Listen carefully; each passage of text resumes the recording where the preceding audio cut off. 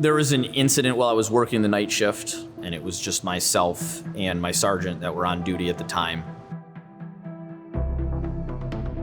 There was a call for a domestic disturbance in progress, and it was stated to us by dispatch that the male half had a firearm. Being the only officers in the county, we responded, and as we made our way up the driveway, could hear the yelling between the female and male in the residence. At one point, we could observe the male holding some kind of object in his hand and waving it in the air, and the female yelling back at him. The subject began walking down the driveway, and I could see that they had something clenched in their hand. The subject disregarded any kind of commands to drop whatever the object was, to stop, to don't come any further. And being in a dim lit area, you could not see what it was that they had. I had to make the split-second decision to take action on this individual, and I chose to use a less lethal approach, and I discharged my taser into them. The subject fell onto the ground, and I was able to put him into custody, and I found that the object that they were holding was a spoon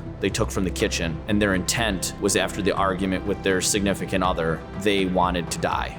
And they felt that the way to make that happen was to make an officer shoot this subject to end their life. And I made the decision not to do that. And actually, at the end of that incident, took that subject in to receive mental health care treatment, because their intent wasn't to harm me.